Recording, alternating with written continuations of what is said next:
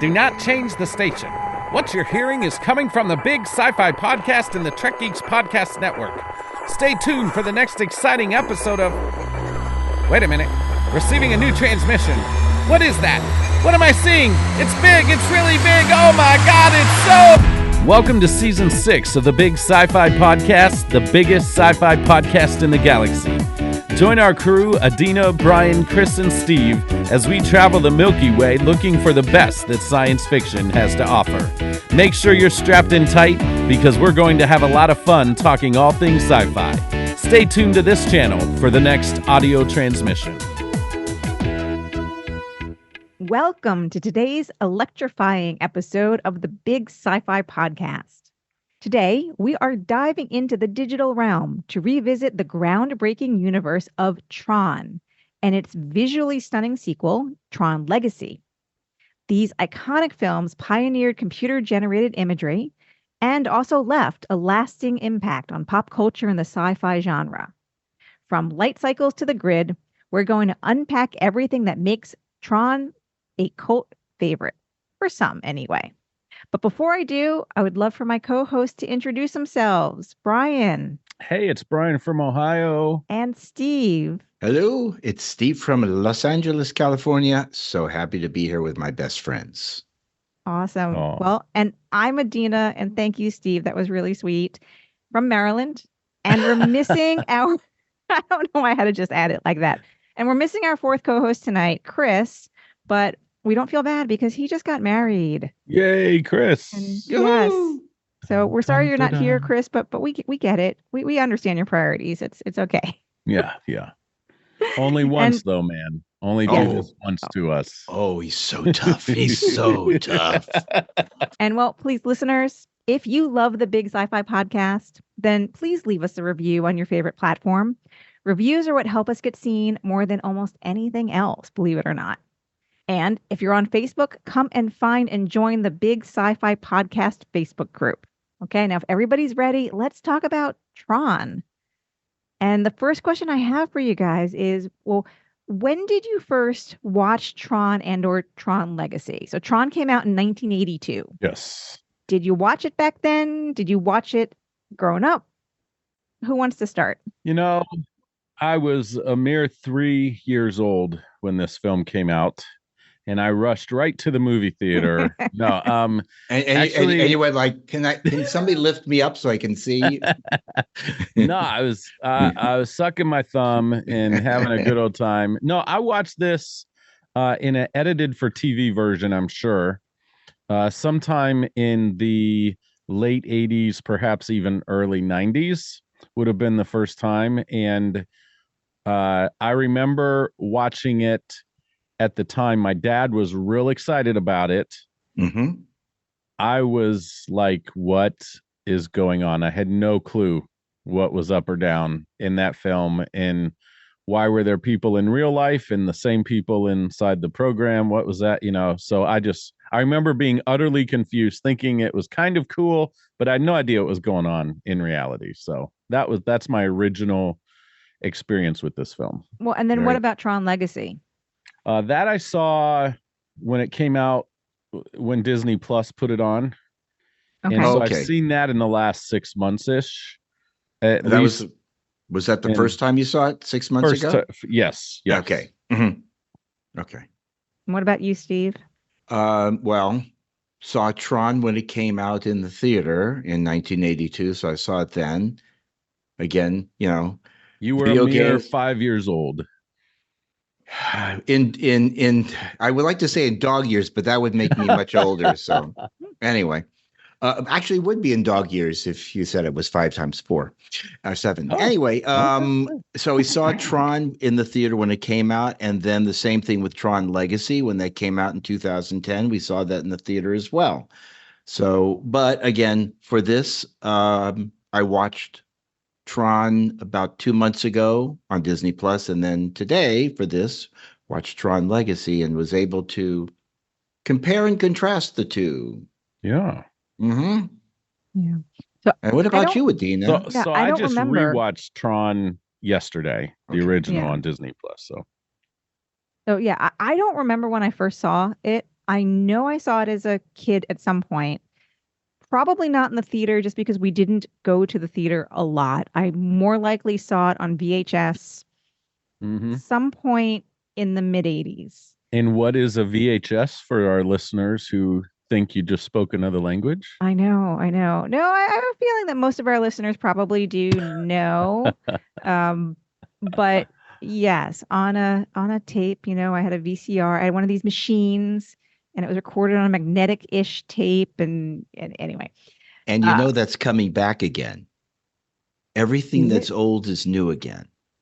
Polaroid film, regular 35 millimeter film, record players. And I think now they're reselling or starting to sell VHS machines again. Wow. I mean, as just like a kick for vintage for people who like vintage stuff, or I just think it's it's cool to be old, I guess. I don't know, but that's just what it is. Record sales are outrunning CDs these days, and records are how old, That would be wild. That would be wild if VHS, if they actually started making movies and putting them in VHS format. That's weird. I know. Sorry, that's weird. He wasn't comment. He was just he was stating facts. Fair. Dina. Fair. Yeah. That's fair. Yeah. Okay. Well, so if you had asked me though, up until recently, what's the actual plot of Tron? I wouldn't have been able to tell you. I think I only retained the kind of like a few of those images in my head. Right. Of kind of like the grid and the bike and that's it. So I could not have told you anything about the plot. And then I didn't see Tron Legacy. It's always been kind of in the back of my mind. I remember when it came out, I was like, I should probably check this out. And one thing led to another. I didn't.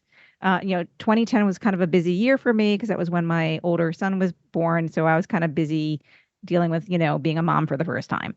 So I rewatched Tron this weekend and then Tron Legacy.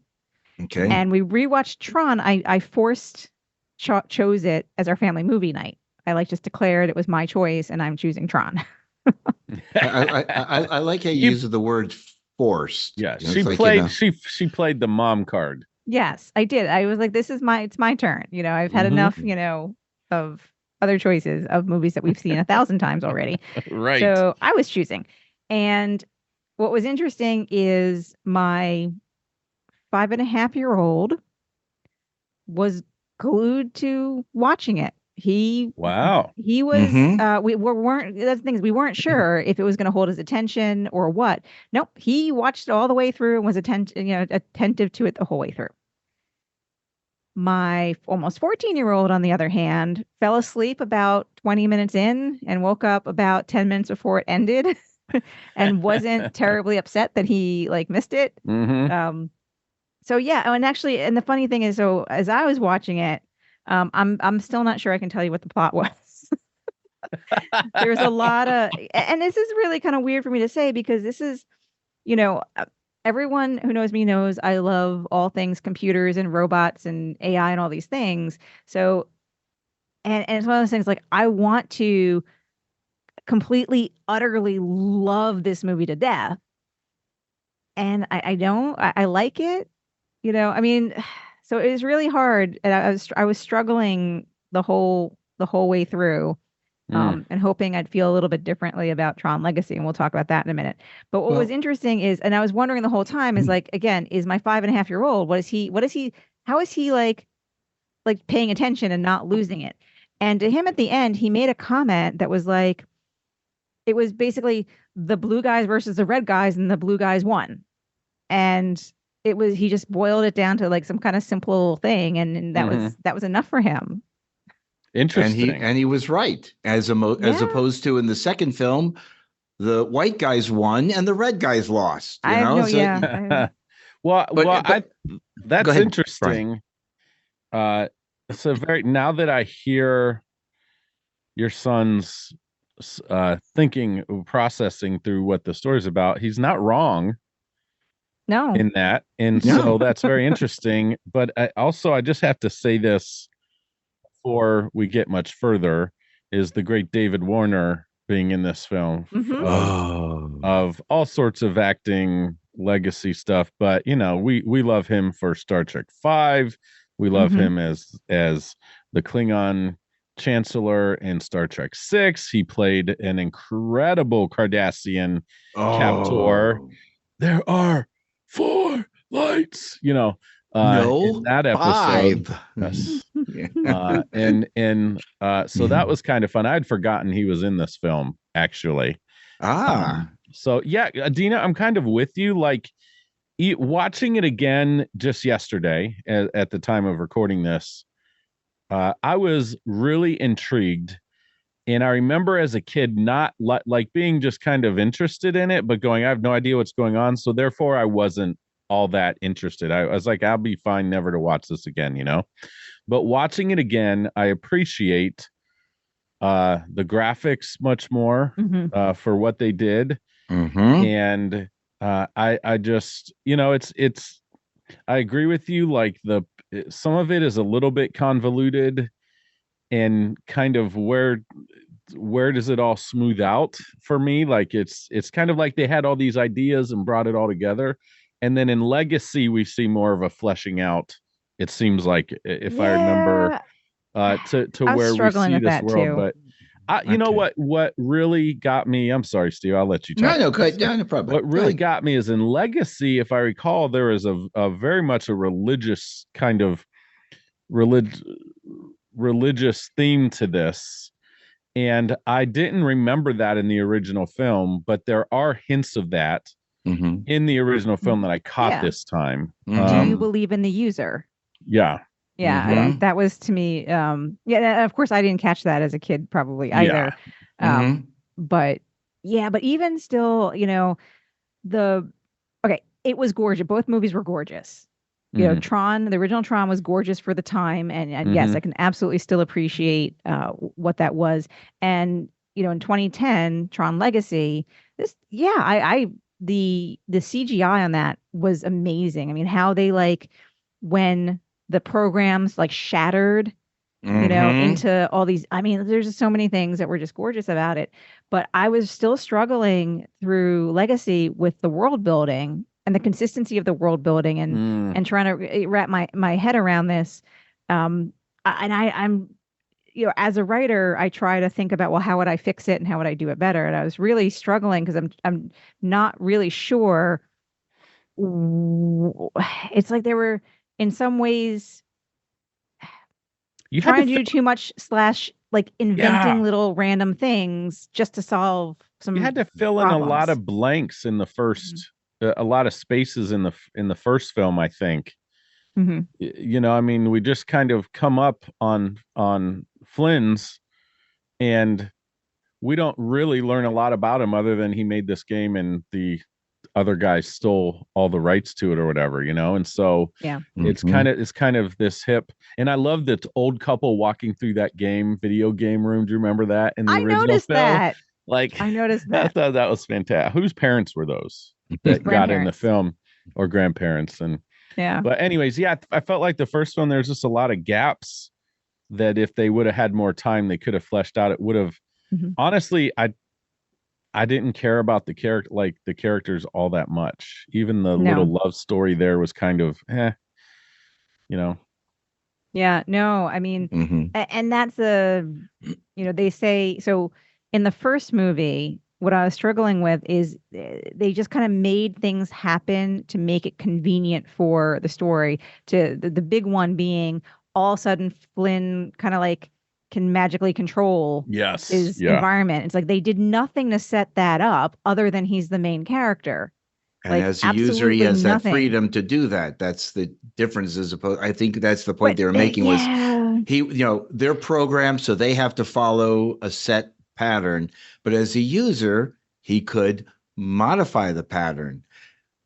Granted, you're absolutely right what you're saying. It was simplistic for the time. I think they were spending more on the graphics, the wow factor that that they made something of this nature. And you're right, Brian, the evil character depicted by David Warner was great. in Legacy, the evil character is Q. So frightening, not so scary. And then, in the original Tron, of course, David Warner in reality is the bad guy who steals the program and takes away the rights of Flynn. In the second film, the company is run by an idiot who doesn't. Yeah.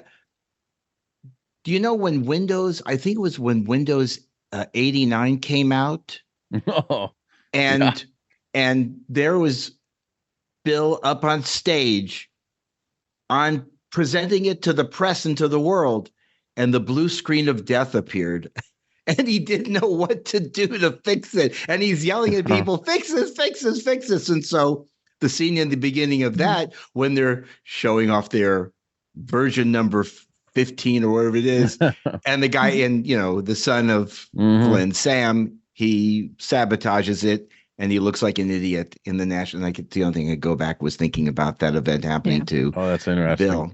But the other thing, and I just want to finish, is that these two movies are the same film. Nearly the same storyline, the same characters, the same devices. It's just that in the new movie, everything has been upgraded. But we don't know how that happened unless that's what Flynn was doing in the internally. Yeah, but they don't explain that. Yeah, they don't explain really what he was doing.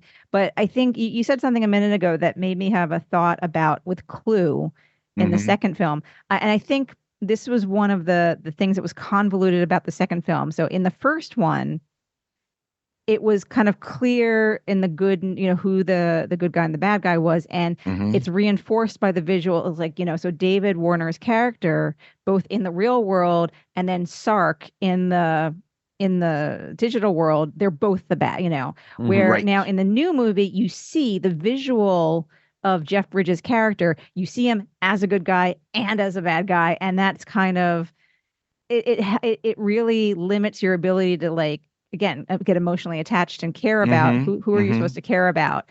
So I think that was kind of like not a great decision on their part. And they decided to have, we're going to digitally youngify Jeff Bridges. But when he's the old guy in the robes, all I could think about was the Big Lebowski. Yeah. That's all I could think of. He's got the robe on. True Grit to a degree. It was laid back. He's philosophical. That's what the Big Lebowski was, And I'm going, it just was even fighting his own self. And then there was a lot of dead times in Legacy where they just kind of and then action and then action, and it wasn't considering that Tron was made for $17 million and Legacy was made for $170 million. Oh my goodness. Wow. The only difference is the technology. Yeah. Well, and Jeff Bridges is probably commanding a higher salary. Yeah, I think he got a little bit more than I tell you what, though, I thought a powerful scene in the original Tron was when they break into what's it called? Ecom? Yes. Encom or whatever. Encom. Yeah. Encom, right. And he sits down at his ex-girlfriend or whatever the heck she was. They didn't even really explain that hardly at all. It's more of what you gathered. And he sits down in that scene where the laser takes him, starts to de-atomize him. Yeah. Right. And he goes backwards like this. That was quite visually stunning and dramatic. That was like, when that happened, I was like, whoa, that's a pretty cool effect now. And that had to be just tremendous originally for people to see that type of thing on screen. But that to me was kind of a special moment in the film where he is, I love the whole, and you can't see me at home. I'm trying to mimic it. You should see it, folks. If you could, he looks like Keanu Reeves in The Matrix. I mean, he did the whole. I look like Brian Donahue trying to look like Keanu Reeves.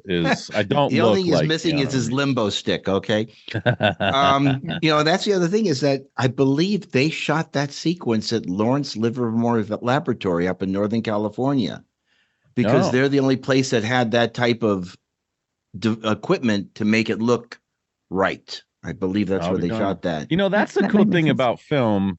It's that like when we see the outside of a building in a film or a TV series, when we're on the inside, it's not necessarily the same building. Right. It could be a soundstage. It could be a whole nother building across town or across the world for all we know. Right. Yes, you're absolutely right. Like we know so many shows are shot in Toronto now, in Canada, and even like famously Suits, New York-based show,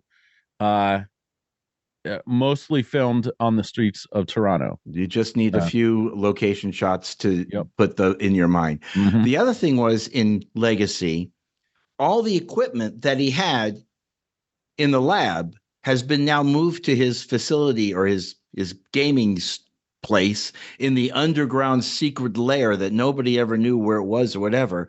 Also, the fact that when Sam shows up, he throws a couple of breaker switches and everything works. That that was kids, if you don't pay your power bill, guess what? They turn the power off. Right. And there's no way they could throw a switch and get the power back on unless he's been maintaining it. But we don't know that. Is that an assumption we make or whatever? But yeah. The fact that it was the neighborhood was a completely abandoned, 100% abandoned neighborhood. If someone was still paying the bill, so I guess it's technically possible as the dude being like the CEO of a big company, he possibly could have had something set up to do that, especially if he knew he was going in and out of this thing. So fine. And I'm okay also with the concept that he had a bunch of equipment moved to like this other place because we're talking about once Flynn. Flynn the Elder. Once he, was a CEO, he's going to have some resources to do some stuff like that. Oh, and Legacy. I just like the name that you just came up with, which is a perfect thing for Lord of the Rings, Flynn the Elder. So I have to tell you, I've been doing that a lot lately, especially when I think about time travel. I recently completely binged an audiobook series by Scott Meyer. It's called the Magic 2.0 series. And it's great. I love it so much. It starts with a book called Off to Be the Wizard, and it's a mix of fantasy and sci-fi where basically they discover that like some computer programs are responsible for all the universe. There's time travel, and there's a recurring character that she's there as her younger self and her older self, and so they call her Brit the Younger and Brit the Elder. And so I didn't just come up with that. I had that in my mind. I would go. I hear that Peter Jackson is making sequels to Lord of the Rings or prequels again or something. Really? And if Jeff Bridges is in it, I'm going to go see these films no matter what. But Jeff Bridges as some sort of wizard. Maybe he could be Flynn the Elder in that. I do want to say I've never thought of Jeff Bridges this way until watching these two films recently. But there are certain actors that have something about their face, in particular their eyes, that is just magic on screen. Oh yeah. Other people who had this, if we go way back, were like kind of a Cary Grant. Just something, we see like or even like the Rat Pack, Dean Martin, Frank Sinatra, they had just something, a spark in their eyes that just made them cool. And I'm going to progress here, but you go to like the Ocean's 11 films with Brad Pitt and what's his name? George Clooney. Those two guys have something in their eyes that just make them cool on screen, and they captured the essence of kind of the Rat Pack, I think, better than all the other actors in those films. But Jeff Bridges has that spark. Even in the original Tron, there's something in his eyes that makes me go, I like this guy. He's cool.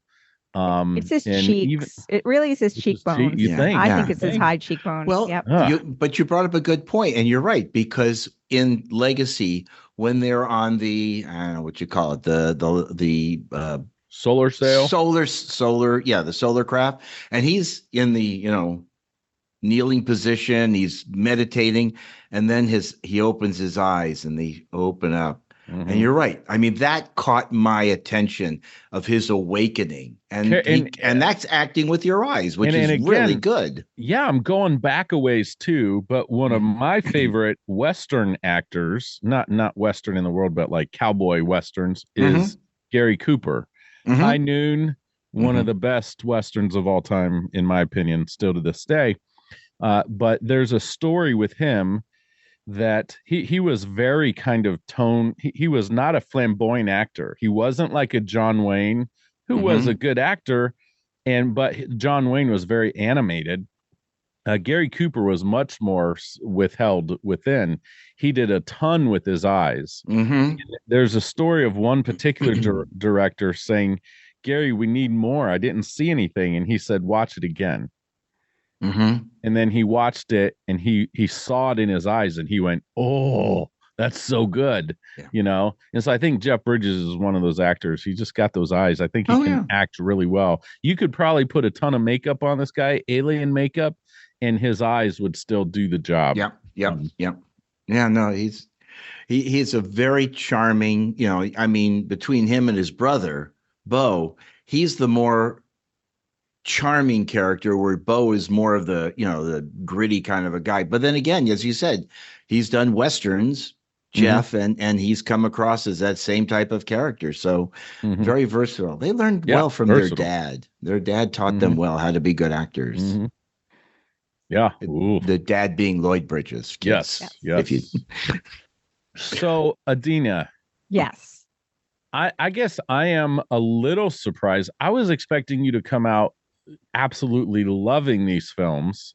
I know. So I'm a little surprised because while I really truly enjoyed the original Tron yesterday when I watched it, I understand why I didn't understand it as a kid. I understand why I didn't understand as a kid. I understand why both of my kids had the reactions that they did. It was, there was enough action, and just, I think the kind of the bright neon stuff kept my younger one. And again, because at some point it was simple enough to just basically say red and blue, good and bad. But I understand why my older kid, who is looking for more sophisticated stuff, just couldn't get into it. Yeah. And I think I'm kind of there as well. So the thing that I really, I love the idea of personificating, like taking computer elements and taking bits and bytes and I love the idea of anthropomorphizing that stuff. I love it. I love the concept, but I need it to hold together in its own thing. And they didn't give enough information to make that worthwhile. And especially like when we get to Tron Legacy. So it was, I could probably fill in the gaps on Tron.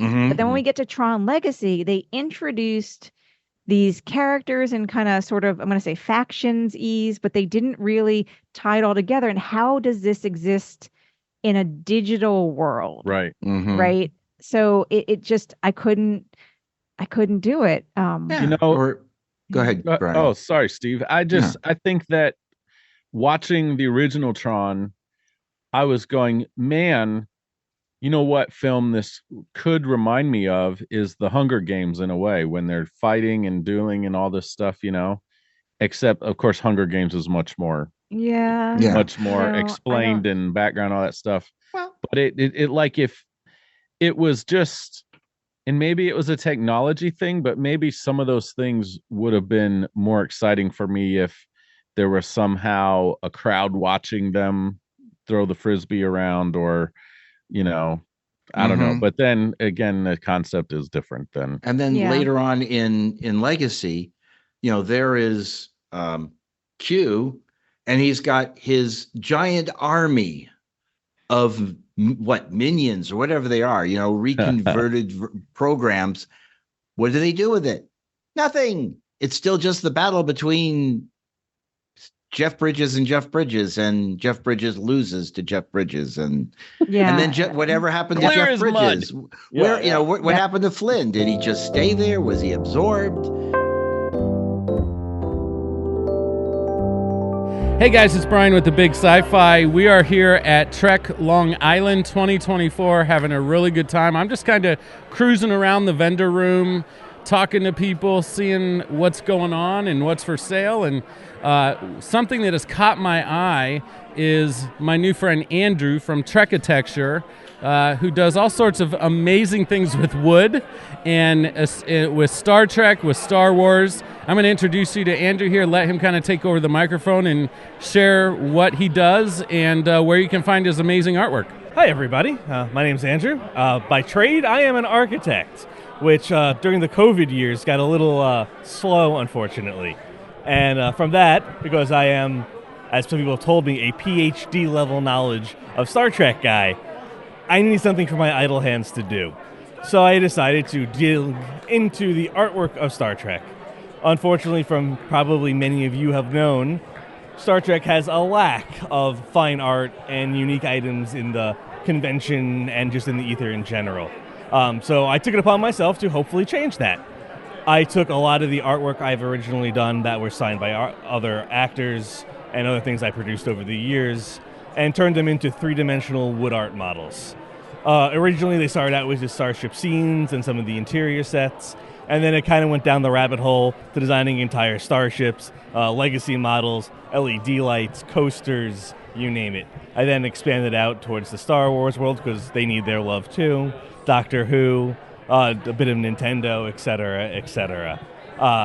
Being that the architecture background has made me make beautiful artwork, fine detail, and hopefully what you guys consider screen-accurate representations.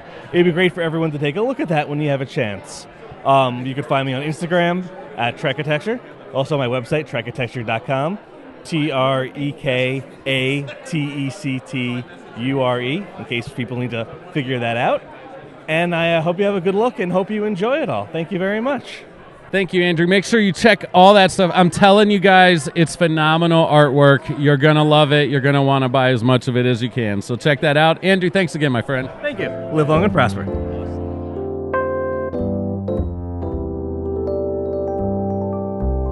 So you've mentioned also that there is another Tron movie coming out. There is. 2025 called, I think you wrote down, and I looked it up, Ares. Mm-hmm. There is no trailer for it yet. I did not see anything. Interesting. So the question is it all going to take place in a cell phone now?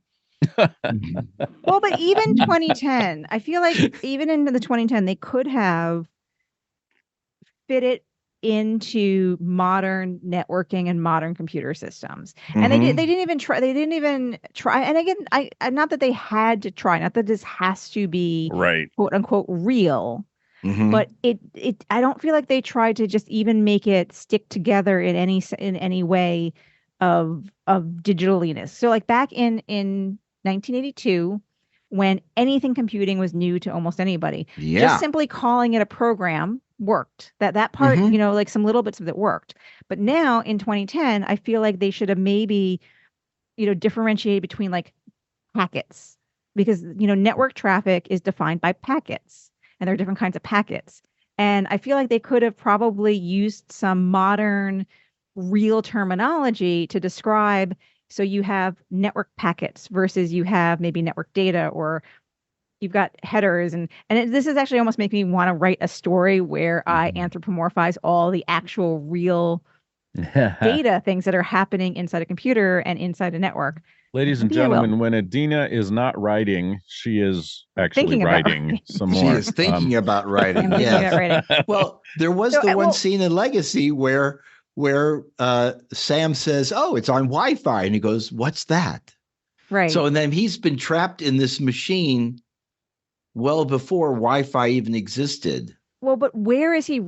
I guess that's the thing, is like, where is he actually really trapped? And I think that's the thing is, because didn't he come back? I mean, he got right. No, just Sam. Flynn did. Came back.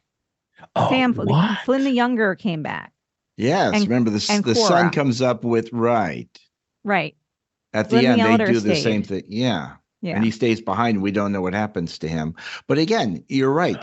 When he went back into the machine at some point after the last Tron movie, the first Tron movie, excuse me, we don't know where he is. At least we knew that he was part of the program that was running at NCOM. But originally, but in this one, when Sam is sucked into the digital universe, where'd he go? I mean, why is he in the World Wide Web or what? Well, no, he can't. No, he can't be. He can't be. And I think, now that I'm thinking about it, is given that Flynn the Elder had brought all this equipment into the video game basement, that was probably an isolated system. He probably just had whatever isolated system from the lab. So it's not wasn't just a laser. It was a laser in an isolated system, not networked to anything else in modern. So it's just this one. So maybe that's all it is. It is just this one isolated computer, and that's where this is all happening. But it would have to have been upgraded, the software somehow, some way, to create the universe that appears in Legacy compared to the universe that appeared in Tron. It evolved itself. Okay, so it was self-aware in some way. Yeah, think about the nanites. Sorry, go ahead. I was going to say, think about the nanites from Star Trek Next Generation, Season 3, Episode 1, Evolution, when the nanites get loose and then they basically evolve. So I would say, think of it like that. There's some kind of evolution happening there. I also wonder, though, if it's just a difference in technology of filmmaking, too. If they if they just said, let's just make it look modern without explanation of, would people go see a film with the same exact type of graphics or similar to the original? Unless they want to play, Pong. Okay, that's fine, Yeah. But again, I feel like if for any of the characters to not know anything about the real world, that means they have to truly be isolated. They have to be super cut off, super isolated. And so, it maybe that whole world existed in the one machine or set of machines he had in his basement. That's true. It's very possible, but they don't clarify that. We just have to assume these things. Yeah, and I was very taken aback. Legacy is a beautiful film. The cinematography is gorgeous. The effects are pretty good. The young Jeff Bridges. Yeah, there were moments where I thought it looked really good. Moments where I thought it didn't look good, but it was probably phenomenal for 2010. You said it came out. Probably blew people away that technology was there. But watching the original, I was still blown away by how sharp it looked. And it still holds up to a degree. Is it the best looking film from that era? Maybe not, but I think it still holds. I don't know. I've got a feeling that it might be one of the from that time in 1982 compared to what was out there. It really, and it was an animated film. It was really, I mean, when I saw it, I was blown away. I remember being that way just because, again, it was 1982. And if you had an XT computer, you had a lot of power on hand, You had, 5.25-inch floppy disks that could hold about 640 bytes of information. So, I mean, it was amazing compared to what was out there. But again, so you upgrade it completely for 2010. You give it a tremendous wildfire. Like you said, a lot more digital power to be able to produce an even better film. Yeah. But again, is story-wise, is it a better film? And the answer is, I think, no, compared to the original Tron. But I also don't think story-wise, the original Tron was great. So... to me, they're about. It's definitely effects driven. Like these films are effects driven with some good players and actors in them that make it believable. At least like that's the thing is you put terrible actors in the original Tron film. It had good actors in it that helped pull off this fantastic fantasy thing. I mean, it's tremendous. It's well done all the way around. So, what do you think about the music? Oh, thank you. Thank you, Adina. You just got that into I was thinking the same thing. Go ahead, Brian. What did you think of the music? I thought it was pretty good. Not, again, it's not going to be a soundtrack I go and listen to like some other films that are have classic soundtracks to them. But it was interesting. I felt like it never got in the way. I felt like it helped with the drama and helped me get excited when I needed to and go when I needed to. And was this for Tron or for Legacy? Tron? Legacy, okay. I'll have to watch it again to remember to watch that. You know what got me about Legacy was when they're in the club with the blonde-haired gentleman whose name I can't remember at this moment. And they show the two DJs up in the booth. And I'm thinking, that's Def Punk. So that at the end of the movie, I'm going, okay, who did the music?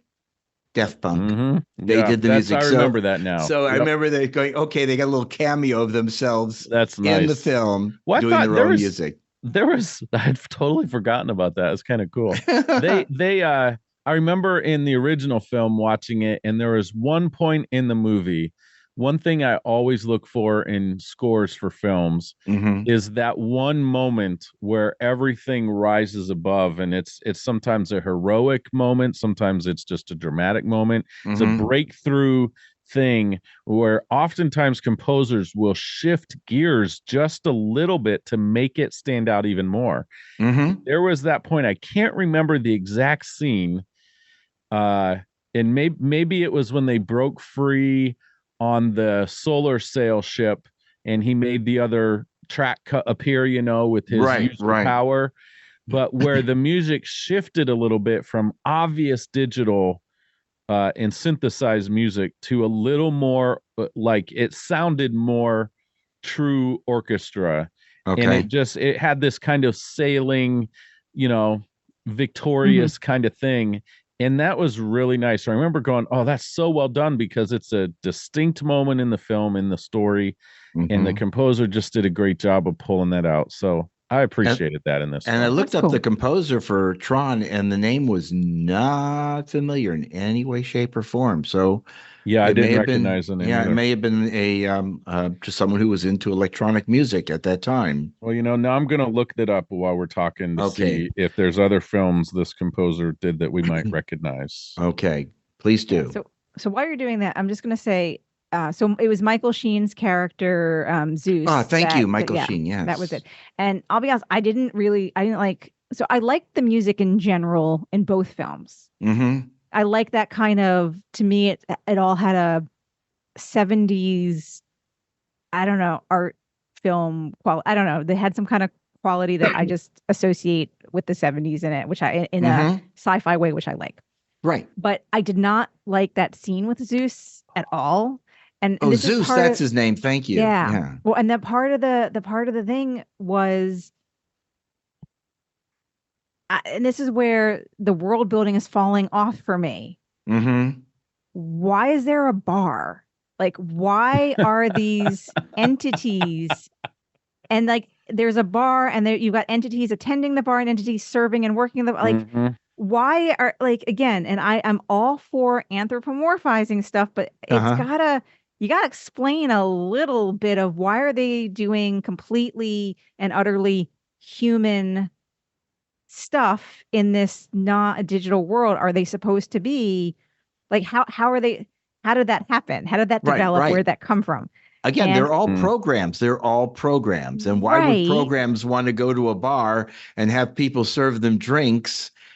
Yeah, you're right. It is. And then you have an MC that's right. I mean, he was a funny character. He was probably the lightest moment in the entire film with his lucite cane and doing more Broadway than science fiction.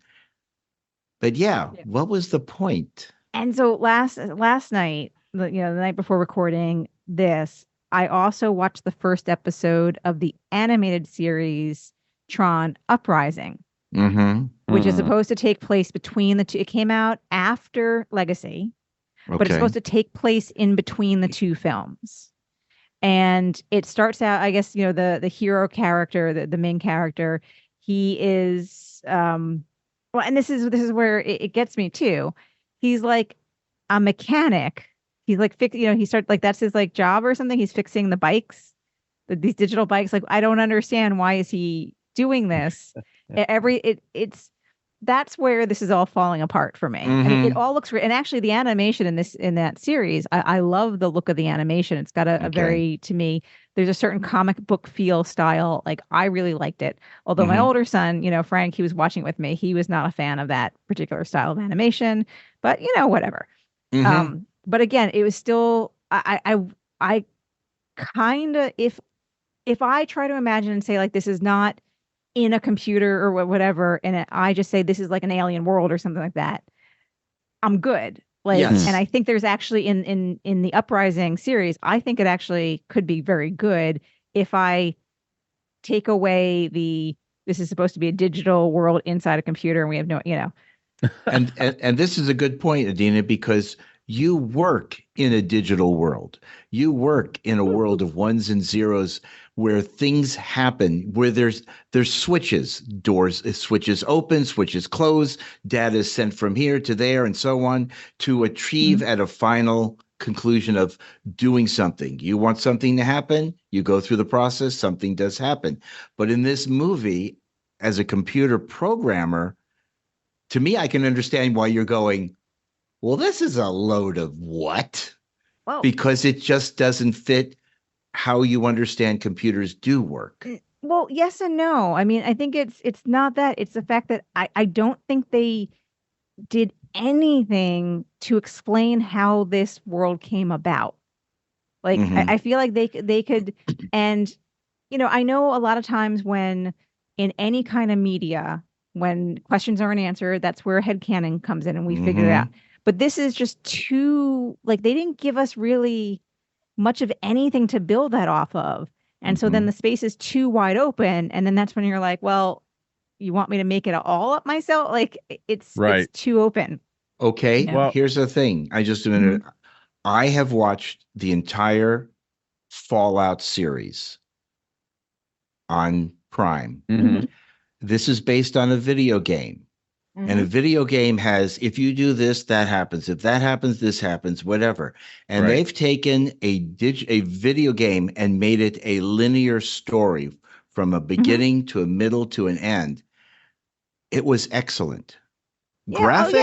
They certainly can do that. So if they had made this more of a linear story as to this leads to that, as opposed to a computer program where if you do this, that happens, and if this happens, that happens. No, it has nothing to do with it being a computer program. It's like there's really zero explanation for how or why any of this exists. There is a little bit, at least in Tron, in the first movie, you understand there is this computer system of Encon, and there's this stuff, and you know that you're going in there, and it's simple enough that it kind of hangs together. When you get to Tron Legacy, we don't know where they are. We have no idea how this came about. We have no idea of the evolution. Like, just the only bits that, just saying that, okay, well, it started out because, you had Clue and Tron, and, Clue went and, took the programming instructions to the extreme. But then all of a sudden you have these different species. And again, you have a bar, like, and you have mechanic, like, what? So no, they could have done it. The fact that it's, like other things that, we have video games and we make stories out of video games. That happens. There's been several of those, and that is not analogous to me to the problems or something that they're having. Yeah. Here. Okay. So let's hit rewind for just a second, because I found some interesting stuff on our composer, Wendy Carlos. Hold on a second. That's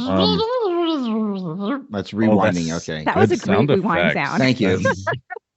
Fantastic. That was not added in. That was Steve, everybody. Yes.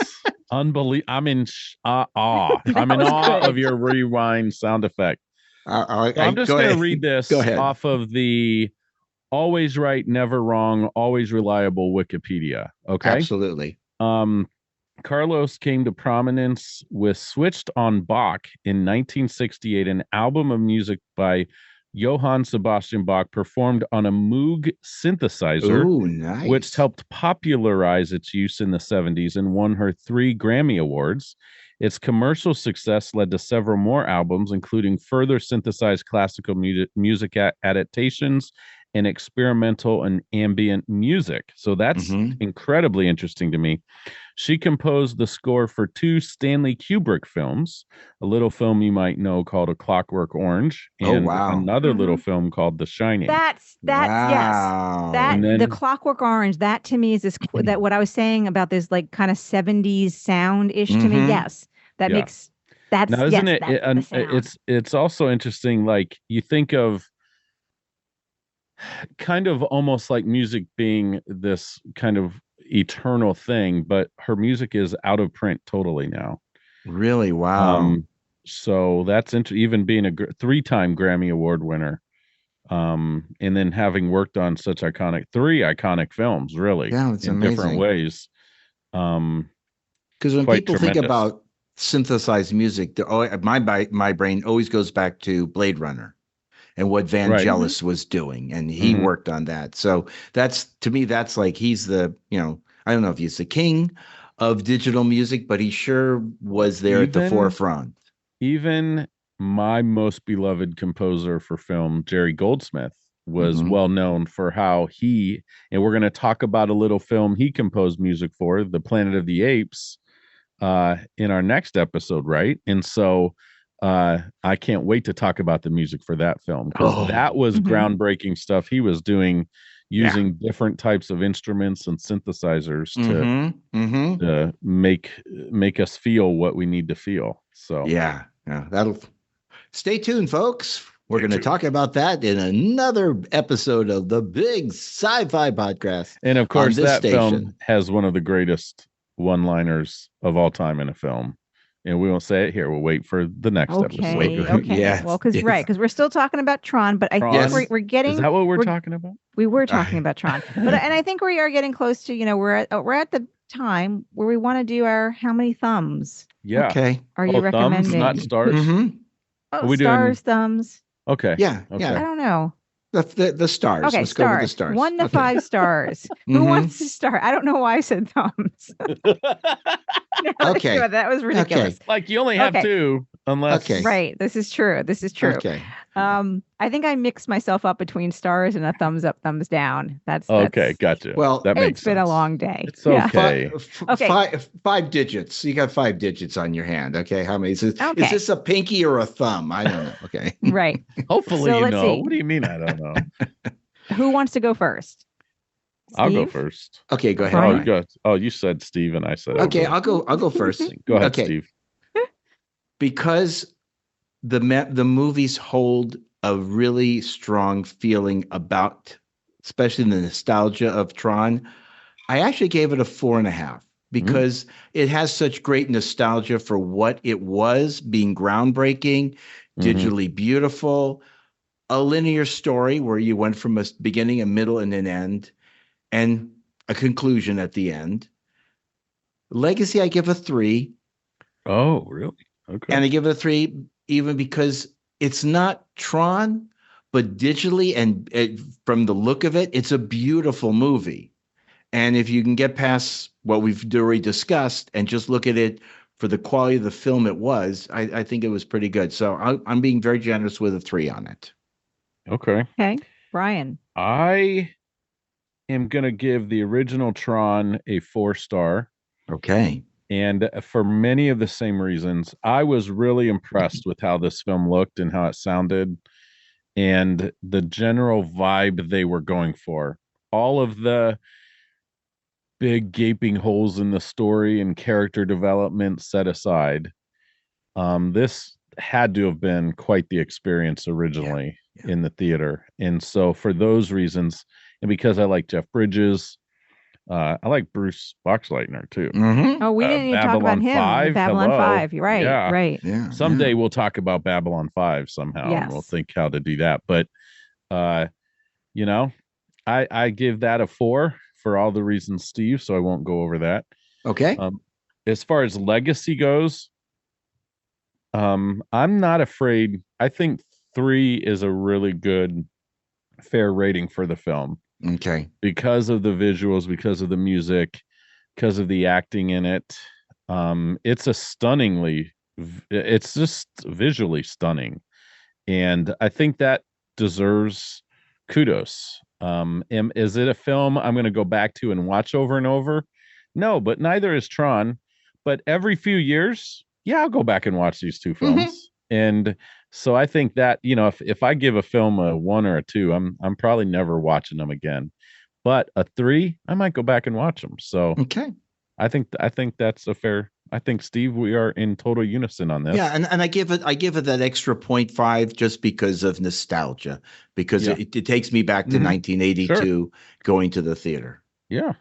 Okay. And now I feel like Adina's gosh. gonna bring it all crashing. I don't know. So I've been struggling with this. I mean, It's I always okay. struggle with this question. You guys Remember- have been shocked by some of my reviews on very famous sci-fi films. So And I've been 4 out of 5 doctors do not recommend this film, so go ahead. Right. If you're going to be brutally honest, please, Adina, be brutally honest. I can't wait. Well, it's not that bad. This is no Moonfall, right? It's not that Thank bad. you. But it's not that good either. I think I'm in 3 territory or a little under 3 for both films. Okay. That's fine. Yeah, and I think the only reason I'm being that generous is because of the appreciation of the special effects. Because that for both films it was amazing. I think the music was amazing for both films. But and there's something about the original Tron that it definitely got into pop culture and pop culture sci-fi. And I think there's got to be some appreciation for that as well for the original Tron. So I feel like the original Tron is maybe like a 3 and Legacy is 2.5-ish. Okay. Yeah. Maybe. Okay. But jury's out on the animated series, The Uprising, and I might watch it. I am curious about the upcoming movie, Ares, and I would definitely give it a try. And I always like to put this in terms of, should other people who might have missed this film, should they go back and watch this? And I think the original Tron, this is kind of, again, one of those to round out the sci-fi history education. It's worth watching. It's a legacy for film. that. It's a legacy film, as opposed to the other film called Legacy. As opposed to Legacy, which I think you could probably skip. Real eloquent, Steve. it might, depending on what they're doing with the forthcoming film. Yeah. It might be one of those you kind of, if you want to see Ares, you might need to see this, Yeah. So, that's where I'm at. I wonder if Ares will flesh out more and give us more of what we're talking about in between the lines a little bit. I don't know. I did look up the Wikipedia on it, so it's always right, kids. Yep. It's right up there with Funkin' Wagonal's dictionary. It says they're all new characters. Oh, interesting. All new characters. So this may be just a whole different idea of what computers are and bring it up to 2024 standards of what we understand computers to be, what they can do, and all that. But kids, if you really want to see a great movie that explains the world of computer games, may I recommend Wreck-It Ralph. Oh, Wreck-It Ralph is amazing. See, it's amazing. And it's the same concept of you're in the machine, you're seeing how the machines work, you're in the video game, you're seeing how the characters interact with each other, and they're likable characters. They really are. So, Exactly. And this is where what I say is like that whole concept of being inside the machine and the personification and anthropomorphization. Yeah. I can understand because they world built it. They took you these characters and they showed you what their day-to-day life was, and they did that. Wreck-It Ralph was great. We could talk about that one. That's a science. Absolutely. Yeah. And Wreck-It Ralph too. We got there's the sequel, which is great. Too. Yeah. It's just wonderful films. I mean, so really, we have a plan for another day. Yeah. John C. Reilly as Ralph is just beloved. Yes. Yep.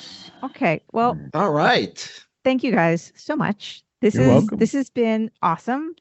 And I guess that's a wrap on our electrifying journey through these digital landscapes of Tron and Tron Legacy. Now, we hope everyone who's listening, we hope you enjoyed delving into these iconic films, or at least iconic film plus a sequel, as much as we did. There you go.